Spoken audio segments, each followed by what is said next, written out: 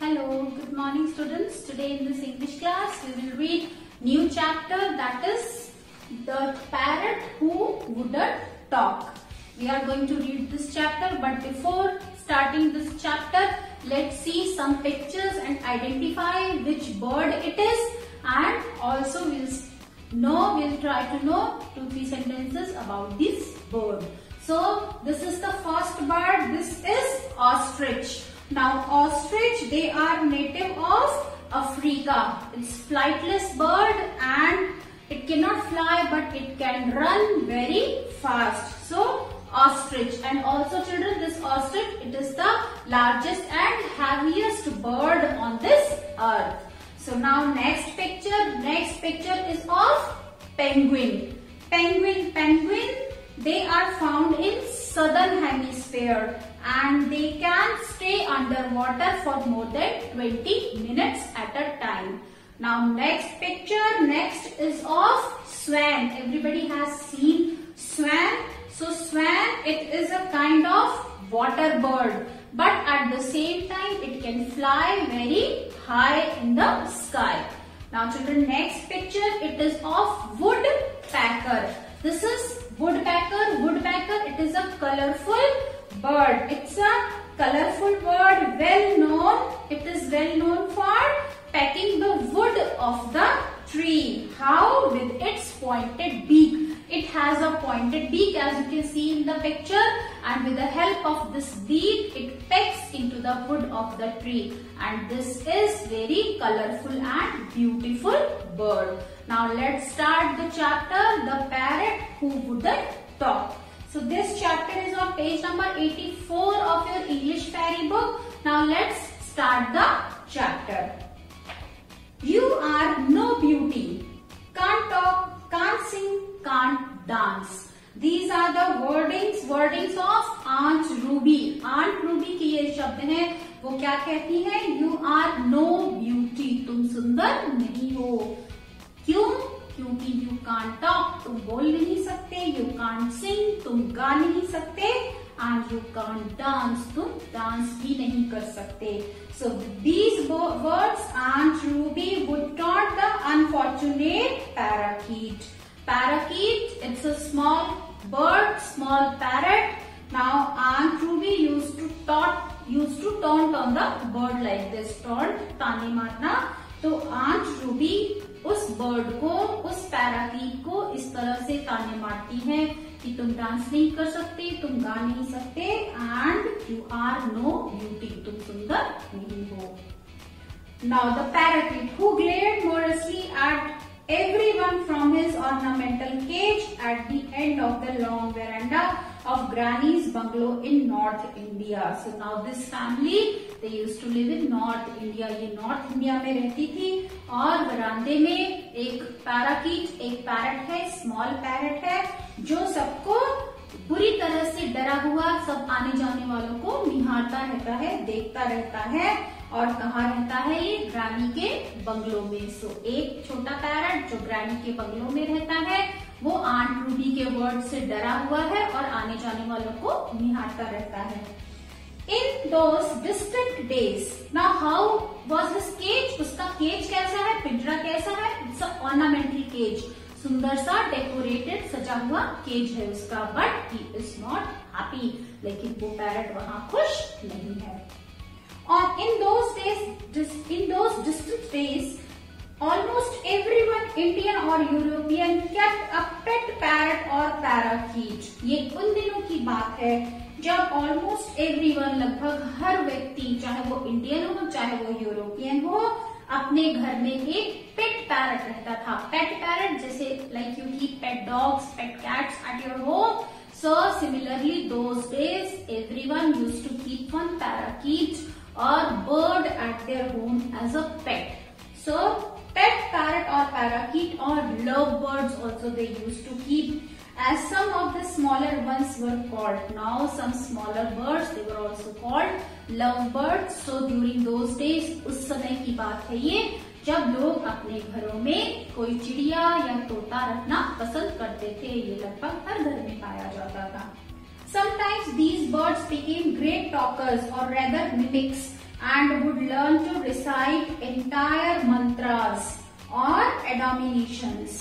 So कभी कभी ये जो parrots थे ये क्या सीख जाते थे? They became great talkers. ये खूब बातूनी हो जाते थे, खूब बात करना सीख जाते थे, या कभी कभी मिमिक्री करते थे, किसी की बातों को, किसी की आदतों को दोहराते थे, किसी के कहे हुए शब्दों को दोहराते थे. And would learn to recite entire mantras, and sometimes they learn to recite entire mantras. कि पूरे पूरे मंत्रों को वो रट लेते थे और उसका उच्चारण करते थे. They used to enchant those mantras. Now और admonitions to the children of the house, और या घर के छोटे बच्चों को क्या करते थे? वार्निंग देते रहते थे. कैसी वार्निंग? जैसे पढ़ो बेटा, पढ़ो, पढ़ो बेटा, पढ़ो. You know these parents they used to repeat the things. ये कोई भी एक बात को बार बार दोहराते हैं. This is their habit. So जब वो बच्चों को कुछ कहते थे तो कैसे कहते थे? सेम वर्ड को बार बार रिपीट करते थे. पढ़ो बेटा, पढ़ो. और for the benefit of boys like me, और the one who is narrator of the story, so he says, for my benefit, what he used to say, don't be greedy, don't be greedy. लालची मत बनो, लालची मत बनो. These expressions were of course picked by the parrot over a period of time. अब ये expressions, ये जो बातें parrots बोलते थे, ये एकदम से नहीं सीख जाते थे. They took a lot of long time over a period of time. बहुत समय लेके धीरे धीरे सीखते थे. कैसे सीखते थे? After many repetitions by some member of the household who had taken on the task of teaching the bird to talk. So any member of the family, they used to take this opportunity to teach the bird. किसी घर के एक member को ये जिम्मेदारी दी जाती थी कि वो उस बर्ड को जो घर में उनके आई है उसको सिखाए, और उसको बार बार सिखाते सिखाते दोहराते दोहराते धीरे धीरे ये बर्ड्स बोलना सीख जाते थे. They used to become great talkers, great mimickers. But our parrot refused to talk. लेकिन ये पैरट जो हमारे नरेटर के घर में आया था उसने बात करने से मना कर दिया. वो बात नहीं करता था. He had been bought by Aunt Ruby from a bird catcher who would advise all the houses on earth, who visited all the houses on our road selling caged birds ranging from colorful budgeriars to chirpy little munias and even common sparrows that had been dabbed with paint and passed off as some exotic species. Now ये bird narrator के घर में कैसे आई थी? इसे aunt Ruby लाई थी. कहाँ से? From a bird catcher. एक चिड़िया पकड़ने वाले से ये आंट रूबी लेके आई थी. Who visited all the houses on our road. जो नरेटर के घर के सामने जो सड़कें थी वहां पर वो विजिट करते थे, आते थे बर्ड कैचर्स, और बर्ड्स बेचते थे पिंजड़े में रखकर. Selling caged birds ranging from, और कैसी बर्ड्स होती थी उनके पास? Colourful budgerigars to chirpy little munias. Colourful budgerigars होती थी उनके पास, और चीची करती हुई लिटिल मुनियास होती थी, और इवन कॉमन स्पैरोज भी वो रखते थे. और साथ में क्या रखते थे? स्पैरोज को क्या करते थे? दे डैब विद पेंट. उसके ऊपर पेंट कर देते थे और उन्हें रेयर स्पीशीज करके अद्भुत स्पीशीज, अद्भुत प्रजाति की चिड़िया कहकर बेच देते थे. Neither granny nor grandfather were keen on keeping caged birds as pets.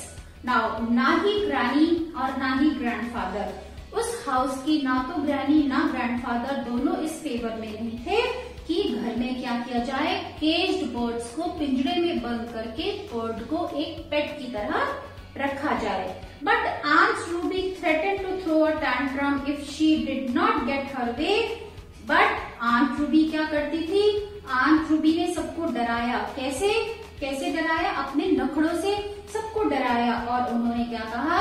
Aunt Ruby's tantrums were dreadful to behold. और Aunt Ruby के नखड़े उठाना सबके लिए घर में बहुत मुश्किल था. So finally, the grandparents of the house, they allowed Aunt Ruby to keep one parakeet as a pet in their house. और फाइनली उनके घर में वो पैराकीट आ गया. Anyway, she insisted on keeping the parrot and teaching it to talk. Now anyway aunt Ruby insisted on keeping the parrot. उन्होंने क्या किया, parrot रखा अपने घर में, रखने के लिए सबको इंसिस्ट किया, मजबूर किया, और उन्होंने क्या बोला कि वो उसे बात करना सिखाएंगी। But the bird took an instant dislike to my aunt. लेकिन उस बर्ड ने एकदम से आंट रूबी का विरोध किया, उनको नापसंद किया, और उनकी आंट रूबी की जो झूठी तारीफें थी, जो वो ब्लैंडिशमेंट्स थे, उनका वो विरोध करता था parrot.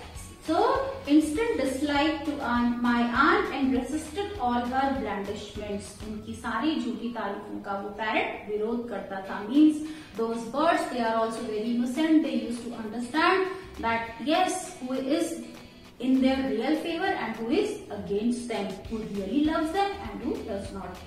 So kiss kiss, Aunt Ruby would coo, putting her face close to the bars of the cage. So Aunt Ruby, she used to say kiss kiss, and she used to bring her cheek in front of the cage, in front of the bars of the cage. But the parrot would back away. लेकिन parrot क्या करता था, पीछे हो जाता था। Its beady little eyes getting even smaller with anger at the prospect of being kissed by Aunt Ruby. और parrot की जो आंखें थी वो गुस्से से और छोटी हो जाती थी, ये सोच करके कि आंट रूबी उसे किस करेंगी। Prospect of being kissed by aunt Ruby, कि आंट रूबी के द्वारा किस किए जाने के बारे में सोचकर वो तोता गुस्से से भर जाता था और उसकी छोटी छोटी आंखें गुस्से से भर जाती थी। एंड ऑन वन ओकेजन, एक बार क्या हुआ, it lunged forward without warning. Parrot अपने केज में से बिल्कुल बाहर आ गया, बिना किसी वार्निंग के, बिना बॉडी लैंग्वेज शो किए, and knocked my aunt spectacles off her nose. और मेरी आंट के जो स्पेक्टेकल्स थे, जो चश्मा था जो उनकी नोज पर था, उसने अपनी बीक से उस पर क्या किया, वार कर दिया, नॉक कर दिया। After that aunt Ruby gave up her endearments. और उसके बाद आंट रूबी ने अपने वो जो प्यार भरे शब्द थे उस पैराकीट के लिए वो कहने बंद कर दिए। And became quite hostile towards the poor bird. और उसके बाद से आंट रूबी उस poor bird के लिए बिल्कुल ही unfriendly हो गई। Means earlier she used to speak love words for the birds, but after that attack, the Aunt Ruby, she used to stop that endearments and she became quite hostile. She became quite unfriendly with the bird. Making faces at it and calling out. और bird को देखकर वो face, अलग अलग तरह का face मुंह बनाती थी और क्या बोलती थी, can't talk, can't sing, can't dance. बोल नहीं सकते, गा नहीं सकते और डांस नहीं कर सकते। एंड अदर नास्टी कमेंट्स, और दूसरे बुरी तरह के कमेंट्स उस बर्ड को देखकर आंट रूबी पास करने लगी। It fell upon me. Now finally when Aunt Ruby refused to feed that, to take care of that parrot, so it came upon me. The narrator is saying that now अब किसकी जिम्मेदारी थी, narrator की जिम्मेदारी थी। और वो उस समय कितना बड़ा था, 10 years old था। Narrator was of 10 years old to feed the parrot. Parrot को खिलाने की जिम्मेदारी नरेटर पर आ गई, जो उस समय 10 साल का था। And it seemed quite happy to receive green chilies and ripe tomatoes from my hands. और पैरट जो है नरेटर के हाथ से ग्रीन चिलीज, पके हुए टमाटर और ripe tomatoes from my hands, और ये राइप पके हुए टमाटर नरेटर के हाथ से लेने में, खाने में बहुत खुश होता था। These delicacies being supplemented by slices of mangoes. And sometimes ये सुंदर डिलिशियस चीजों के साथ पैरट को क्या देता था नरेटर हमारा, he used to give slices of mangoes. आम के स्लाइसेस भी देता था। For it was then the mango season, क्योंकि उस समय मैंगो का सीजन था, आम का सीजन था। This also gave me an opportunity to consume a couple of mangoes while feeding the parrot. So the narrator says that parrot को खिलाने के बहाने मुझे भी मौका मिल जाता था कि मैं कुछ 1-2 पीसेस आम के खा लेता था हमारा नरेटर भी। कब, मैंगो पैरट को खिलाते हुए। वन आफ्टरनून, एक दोपहर को क्या हुआ, while everyone was indoors enjoying a siesta, एक दोपहर की बात है, सब लोग अपने घर में दोपहर की गर्मी के दिनों में, the days are too longer so everybody used to take rest, afternoon nap that is called siesta, दोपहर की छोटी सी नींद ले लेते हैं। तो एक दिन की बात है, दोपहर में सब लोग अपने घर में सो रहे थे। I gave the parrot its lunch. So the narrator he gave the parrot its lunch. उसने उसका लंच दिया उसे and deliberately left the cage door open. और जानबूझकर केज का, उस पिंजरे का डोर खुला रख दिया, खोल दिया। और पिंजरे का डोर खोल दिया तो क्या हुआ, सेकंड्स में, कुछ ही क्षणों में, the bird was winging its way to the freedom of the mango orchard. और कुछ ही क्षणों में वो पैरट जो है अपने पंखों से उड़ता हुआ आम के बगीचे में पहुंच गया। At the same time, grandfather came to the veranda. तभी ग्रैंडफादर वेरांडा में आ गए and remarked, और उन्होंने क्या बोला, I see your aunt's parrot has escaped. तुम्हारी आंट का पैरट क्या हो गया, भाग गया। The door was quite loose. The narrator, what excuse he gave? He said the door was quite loose. दरवाजा शायद ढीला था, जोर से बंद नहीं था। I said with a shrug. Shrug means like this he used to say. So he said, oh, the door was quite loose. अपने कंधों को उचकाते हुए नरेटर ने क्या कहा कि शायद दरवाजा ढीला था। Well, I don't suppose we'll see it again. लेकिन अब मुझे क्या लगता नहीं कि हम उसे दोबारा देख पाएंगे। Aunt Ruby was upset at first. शुरू में Aunt Ruby upset हुई। Why? Because after all she has brought this parrot home and threatened to buy another one. और सबको डराया, क्या बोला कि मैं दूसरा parrot लाऊंगी। We put her off by promising to buy her a bowl of goldfish. Now everybody in the house promised Aunt Ruby that okay, we'll bring one bowl of goldfish for you. हम आपके लिए goldfish ले आएंगे घर में रखने के लिए, बट आप पैरट मत लाना। But goldfish don't talk. She protested. लेकिन आंट रूबी ने क्या विरोध किया कि गोल्डफिश बात नहीं करती, नहीं कर सकती। Well, neither did your bird, said grandfather. As grandfather, he was also against of keeping the bird at home. So he said, लेकिन तुम्हारी बर्ड भी बात नहीं करती थी।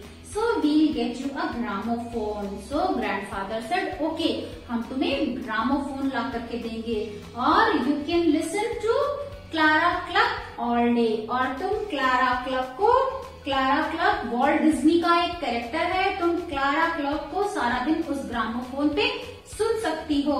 दे से she sings like a Nightingale. और लोग क्या कहते हैं कि जो क्लारा क्लक है वो नाइटिंगेल की तरह, एक बुलबुल की तरह गाती है, तुम उसे अपने ग्रामोफोन पे सारा दिन सुन सकती हो।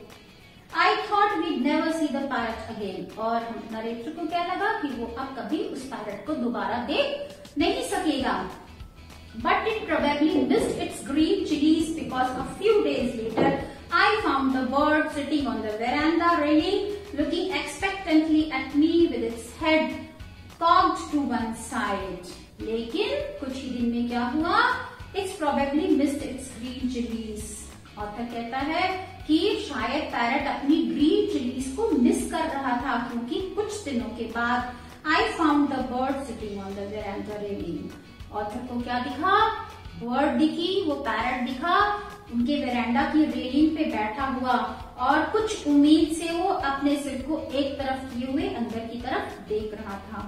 Unselfishly, I gave the parrot half of my mango and the author was eating mango at that time.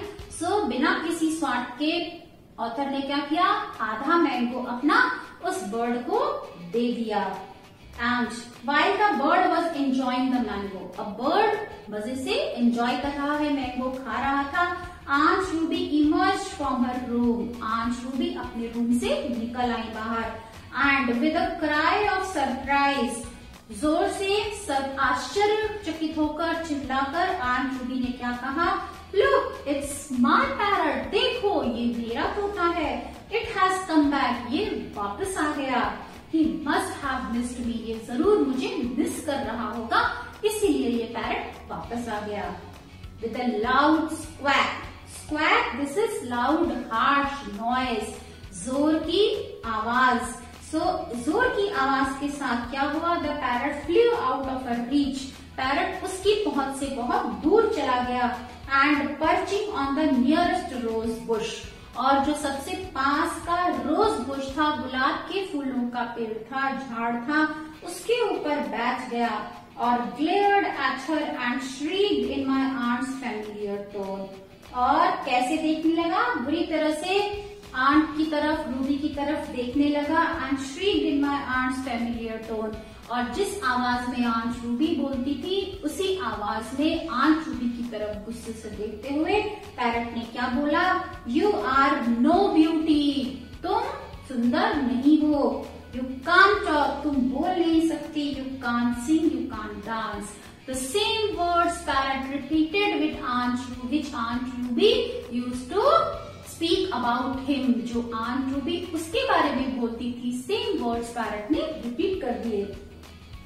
Aunt Ruby went ruby red. और Aunt Ruby ये शब्द सुनकर, Ruby is a red color stone, उस Ruby red की तरह लाल हो गई. and dashed indoors. और गुस्से में घर के अंदर चली गई. But That wasn't the end of the affair. लेकिन ये इस कहानी का अंत नहीं था. क्या हुआ? The parrot became a frequent visitor to the garden and veranda. वो पैरट जो है frequent visitor बन गया. मीन्स वो अक्सर उस वेरांडा में आने लगा. और जब भी आंट रूबी को देखता था, whenever it saw Aunt Ruby, it would call out. और जब भी आंट रूबी को देखता था तो क्या बोलता था? You are no beauty. You are no beauty. Can't dance, can't sing, can't talk, can't sing, can't dance. You are no beauty. You can't talk, you can't sing, you can't dance. The parrot had learned to talk after all. और अंत में parrot ने बोलना सीख लिया था. So this was the chapter about the bird. How do the birds feel? After all, they are not happy when they are caged. So birds are meant for flying in the sky. Everybody loves their freedom.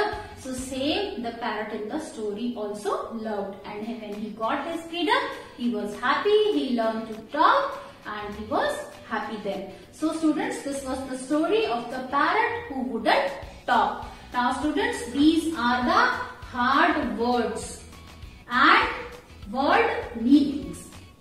These all hard words and word meanings you will note down in your notebook in very neat and clean handwriting. So students, if you like my way of teaching, don't forget to subscribe my channel. And if you want to say anything, if you want to comment anything, you can write in the comment section. I would love to read your comments and I will try to answer on everybody's comments. So thank you children.